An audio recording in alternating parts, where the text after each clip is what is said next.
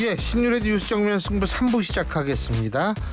매일 3부에서는 오늘 있었던 중요한 뉴스들 여러분들께 콕콕 집어서 전해드리는 그런 시간이죠. 정면 브리핑 시간인데요. 오늘도 여러분에게 뉴스를 소개해줄 김영민 아나운서 나와 있습니다.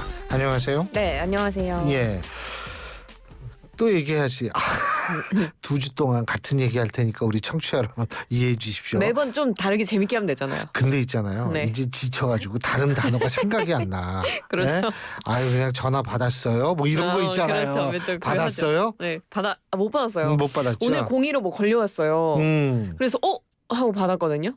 여기 검찰청입니다. 뭐 이런 거 아니에요? 아니에요. 어디 무슨 텔레콤이라 그러더라고요. 아, 그래서, 텔레콤. 죄송합니다 하고 이제 끊었던 기억이. 텔레콤. 나도 이 전화 받았어요. 네. 받았는데 뭐 저한테는 그 휴대폰 바꾸라고. 네, 그러니까. 바꾼 지가 한 3개월밖에 안 됐어요. 와. 내가 그냥 농담.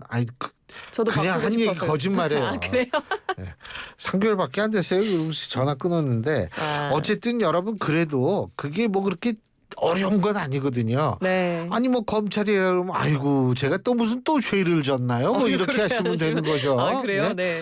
그러니까 뭐 그냥 02로 시작하는 근데요. 요게 2000번대 설이 있고 6000번대 설이 있습니다. 근데 어쨌든 이 번호로 시작하는 번호로 전화가 오면 여러분이 좀 받아주시면 네. 그냥 뭐 아니면은 끊으시면 되는 거고 그렇게 되면 좀 대답을 해주시면 제가 참 그런 생각이 들어요. 좀 도와주십시오. 이렇게 얘기하기가 저도 참 그게 좀 옛날엔 못했는데 네. 이게 너무 자주 하다 보니까 이제는 아주 몸에 뱄어요. 여러분이 좀 도와주시면 저희한테 아주 큰 도움이 네. 됩니다. 진짜예요, 진짜. 맞아요. 예. 지금 라디오 청취율 조사 기간이라서요.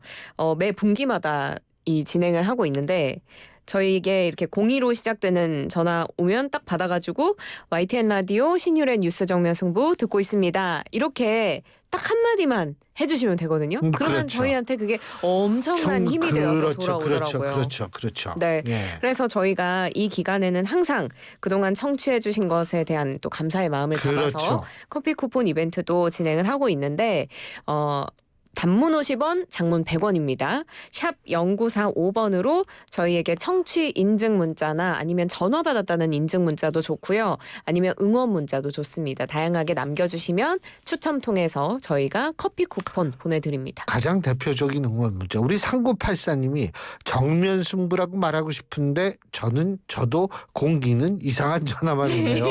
예, 저도 아예 똑같아요. 이 동병상련이라 저도 그러죠. 그렇다니까요. 예.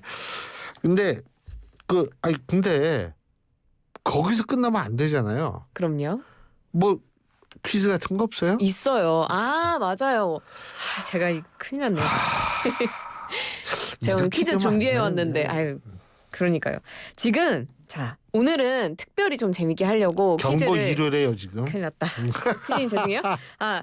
퀴즈를 준비해 왔는데요. 예. 퀴즈를 또 맞춰주시는 분들 그리고 좀 기발한 답을 내주시는 분들에게는 저희가 또 커피 쿠폰을 보내드릴 확률이 높아진다는 점 이 부분도 참고해 주시면 좋을 것 같습니다. 지금 대선 시즌이잖아요. 예. 최근에 그런 제안이 있었죠. 완전 국민 경선 제도로 후보를 선출하자. 뭐 그런 목소리들이 있었죠. 있죠. 완전 국민 경선 제도를 영어로 했을 때 표현도 저희가 기사에서 몇 번 읽을 수 있었는데 과연 영어로 하면 완전 국민 경선 제도는 뭘까요?가 퀴즈입니다. 나름 시사상식 퀴즈를 준비를 해봤습니다. 객관식이고요. 1번 오픈 프라이머리, 2번 머라이어 캐리, 3번 이 지혜 PD님이 야구 좋아해가지고 삼성 라이온즈입니다. 아니 뭐 여기 롯데 자이언츠나 예 한화 이글스나 뭐 왜 이거 빠졌어요 이거. 라이로 맞추신 것 같아요. 네. 그렇구나. 오픈 프라이, 머라이 뭐 이렇게 맞추신 것 같은데 뭐 좀 어렵다 싶으시면 교수님이 힌트 좀 주셔도 될 것 아니요, 같은데요. 저는 진짜 제가 사실 이 머라이어 캐리 같은 경우에는 우리가 딱 들으면 어떤 생각이 나요? 크리스마스가 생각이 나죠. 네, 그렇죠. 이분이 크리스마스 때 대박 쳐요. 크리스마스 때. 맞아요. 예, 와. 아니 힌트 달라니까. 머라이어 캐리 홍보해 주시면 어떡해요? 교수님? 아니 사실 크리스마스 캐롤이 대박이 나니까. 그렇죠, 맞아요. 근데요, 뭐 여러분 처음 듣는 거 고르시면 돼요. 좋습니다. 아 그렇죠. 바로 그것이 아주 예. 정치학자 아이, 다운 그럼요. 멋진 힌트 예. 보내주셨습니다. 예. 저희가 커피 쿠폰 보내드리도록 하고요. 정답 예. 많이 보내주시면 됩니다. 샵 0945번입니다. 그렇죠. 그리고 여러분 저희 꼭 도와주시는 거 잊지 마시고요. 예. 자, 오늘 아까 12시 정도인가 내 수업 끝나고서 이렇게 적어있을 때 노태학 선거관리위원장이 대국민 담화를 발표를 했죠. 네, 그렇습니다. 오늘 오후에 노태학 중앙선관위원장이 조기 대선을 앞두고 대국민 담화를 냈습니다. 국민께 드리는 말씀에서 짧은 기간이지만 비상한 각오로 철저한 준비를 해서 국민의 뜻이 선거에 온전히 반영이 될 수 있도록 최선을 다하겠다는 입장을 밝혔고요. 지금 엄중한 상황 속에서 치러지는 선거의 의미를 무겁게 인식을 하고 헌법으로부터 부여받은 책무 다 하겠다. 엄정하고 공정하게 선거를 관리하겠다는 입장을 전했습니다. 그래서 선거 결과에 승복하는 것이 민주주의 국가에서 가장 기본적인 약속이니만큼 국민 여러분도 선거 결과를 존중하고 승복해달라. 선관위도 반드시 공정하고 투명한 선거로 보답하겠다는 입장을 밝혔습니다. 그렇죠. 이 부정선거 이게 사실은 이 일부에서는 이 얘기를 자꾸 하는데 여기에 대해서 아주 구체적으로 얘기를 했어요. 내가 들었거든요. 이거. 네, 예. 맞습니다. 이번 계엄 국면에서 부정선거에 대한 주장이 많이 일각에서 제기가 됐었는데 노태학 위원장은 이 수많은 부정선거 소송이 대법원에서 근거가 없다고 밝혀졌음에도 계속 이런 주장이 나오는 것이 굉장히 안타깝다라고 전했고요. 지금 3천여 명의 선관위 직원, 30만 명이 넘는 투개표 사무원, 정당 그리고 후보자가 추천한 10만여 명의 투개표 참관인이 이 투개표 절차를 공정하고 투명하게 감시를 하고 있다. 이런 이야기를 하면서 일각에서 주장하는 부정선거 발생할 수가 없다. 사소한 실수나 착오가 있을 수는 있지만 그게 부정선거로 이어질 수는 없다라는 입장을 분명히 했습니다. 그리고 이번 선거가 끝난 다음에도 또 관련 소송이 제기돼서 서버 검증 요구가 있거나 국회 차원에서 검증 요구가 있다면 적극 협력하겠다. 이런 입장도 덧붙였습니다. 제일 중요한 게 빠졌네요. 노태학 선거관리위원장이 그런 얘기했습니다. 서버를 공개하라는 요구가 국회로부터 나온다면 얼마든지 공개할 의사가 있다라고 얘기를 아까 했거든요. 제가 직접 들어서 기억이 나요. 아, 네. 그러니까 그 정도로 자신이 있다라는 거고요. 또 하나는 뭐냐면 어떤 나라에서든 가장 중요한 건 제도에 대한 신뢰입니다. 우리가 이 제도에 대한 신뢰를 갖는다라는 것, 대한민국 민주주의를 보다 성숙시키는 데 가장 중요하다는 얘기 꼭 좀 제가 말씀드리고 싶고요. 네. 이야, 지금 이거 환율도 그렇고요. 아주 심상치가 않아요.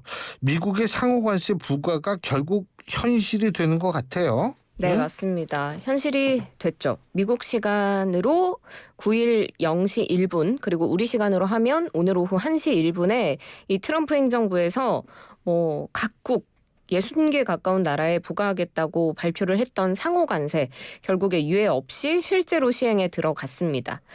사실 시행을 앞두고 많은 국가들은 협상을 벌이겠다라는 입장을 미국에 전했지만 중국은 그렇지 않았죠. 우리도 똑같이 한다. 강대강 입장을 보여서 결국에 중국산 수입품에 대한 관세는 모두 합쳐서 104%가 실제로 부과가 됐습니다. 트럼프 대통령은 상호관세 부과 전에 그 공화당 의회위원회 만찬 행사에서 이런 이야기를 합니다. 많은 나라들은 우리를 엄청나게 갈취했지만 이제는 우리가 갈취할 차례다 라면서 우리가 관세로 엄청난 돈을 벌고 있고 하루에 20억 달러인데 이게 믿어지느냐 이런 이야기를 했습니다. 앞으로도 협상을 할 것으로는 보이지만 여파가 상당합니다. 다 좋은데 1차 대전 직후에 공황이 있었잖아요. 근데 그 공황이 발생하게 된 여러 가지 원인이 있어요. 자본주의의 속성이 그렇다 여러 가지 얘기가 있지만 관세도 중요한 원인 중에 하나였거든요. 이때 당시에 관세가 미국이 65%인가 60% 넘는 관세를 매긴 적이 있어요. 그래서 참 걱정이 많이 되는데 환율 1,500원을 돌파한다 뭐 이런 얘기도 나오잖아요. 이러면 이거 어떻게 해요, 이거? 그러니까요. 원달러 환율이 오늘 전장과 대비해서 무려 10.9원 오르면서 1,484.1원에 주간 거래를 마쳤습니다. 그 달러당 원화 가치를 따지는 원달러 환율의 이 가치가 원화 가치가 사흘째 계속 떨어지면서 글로벌 금융위기 이후의 최저치입니다. 그래서 이 조만간 1,500원을 돌파할 수 있다는 우려가 나옴과 동시에 전문가들은 이거 진짜 현실화할 수 있는 문제다라고 또 이야기를 하거든요. 이렇게 되면 1,500원이 약간 심리적 마지노선 같은 개념이라서 만약에 이렇게 되면 경제 전반의 투자를 위축시켜서 국내 경기가 안 그래도 위축되고 있는데 더 악화할 가능성이 높다라고 복수의 시장 관계자들은 이야기를 하고 있습니다. 그리고 지금 증시가 좀 굉장히 계속해서 떨어지고 있는데 그게 중요해요. 네, 코스피가 전일 종가 대비해서 한 2% 가까이 하락을 하면서 2,300선도 무너졌습니다. 2,293.70으로 마감했고요. 코스닥은 전일 대비 2.29% 빠지면서 643.39로 거래를 마쳤습니다. 그게요. 예를 들면은 미국 주식도 지금 빠지고 있다고 그러잖아요. 네. 근데 이게 만일 그 관세 덕분에 미국 경제가 살아날 것이다라고 미국 시장이 판단을 한다면 주식은 올라야 돼요. 주식은 미래 가치를 반영하는 그런 측면이 있기 때문에. 근데 이게 그래서 아마 트럼프 행정부도 표현은 안 하지만 좀 당황을 하고 있을 거라는 생각은 들어요. 유가도 아주 급락하잖아요, 지금. 그렇습니다. 지금 관세 전쟁이 경기 침체에 대한 우려를 촉발시키고 있어서 유가도 급락을 하고 있습니다. 뉴욕 상업거래소에서 5월 인도분 서부 텍사스산 중진류의 선물 가격이 4일 연속으로 떨어졌고요. 배럴당 59.58달러를 기록했습니다. 이렇게 WTI 선물 가격이 배럴당 60달러 선을 밑돈 게 코로나19 팬데믹 시기 2021년 4월 이후에 4년 만에 처음 있는 일이라고 합니다. 근데 한덕수 권한대행이 어젯밤 9시인가 아마 트럼프 대통령하고 전화했을 거예요. 네, 한덕수 대통령 권한대행 국무총리가 어젯밤에 트럼프 미 대통령과 28분가량 통화를 했습니다. 28분 통화가 결코 짧지 않은 통화라고 하더라고요.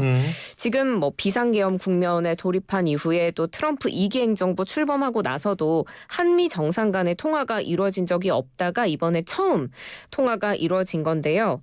통화 직후에 트럼프 대통령이 소셜미디어에 글을 씁니다. 대한 무역 적자 문제, 그리고 관세, 조선업에 있어서 협력, 미국산 액화 천연가스 문제, 또 방위비 분담금 문제 등이 거론이 됐다라고 밝혔고, 한덕수 대행은 총리실을 통해서 한국과 미국이 윈윈하길 희망한다라는 이야기를 전했다고 밝혔습니다. 트럼프 대통령이 한국과의 협상에 대해서 원스톱 쇼핑이라는 키워드를 이야기를 했거든요.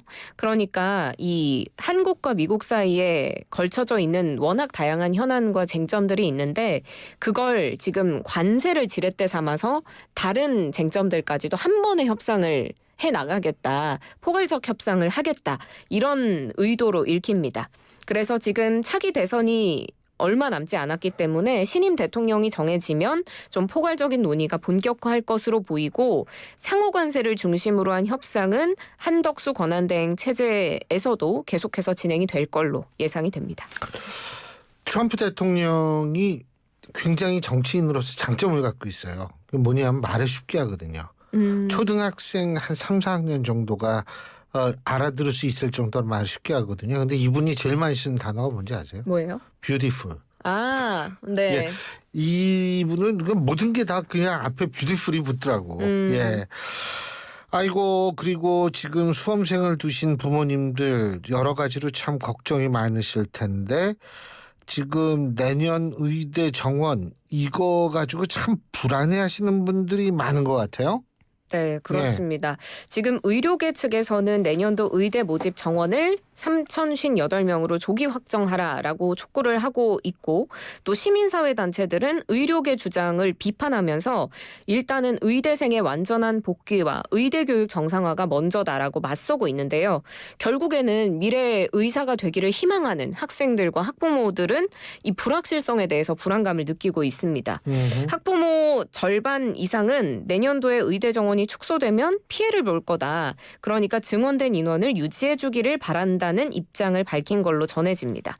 종로학원이 설문을 진행했는데 정부가 내년도에 의대 정원을 되돌릴 수 있다라는 것에 대해서 과반 이상이 반대를 했고요. 그리고 한 70% 가까이는 의대 모집 정원이 축소되면 입시에서 피해를 볼 것이다. 이렇게 또 생각을 하고 있고 90%에 가까운 설문 참여자는 이달 중에 결론이 나야 한다라고 밝혔습니다. 그리고 한 80% 가까이는 또 의대 모집 정원 변화가 지금 의대 지원에 영향을 미치고 있고 정원이 확정되지 않아서 불안하다라고 응답했습니다. 아마 제 기억으로는 5월까지 아마 그 내년도 이 정원을 결정하면 될 겁니다. 하여간 좀 여러 가지로 불안하고 어수선한데 좀 지켜봐야 되겠습니다. 자, 오늘 말씀 여기까지 듣죠. 고맙습니다. 고맙습니다. 예, 김영민 아나운서였습니다.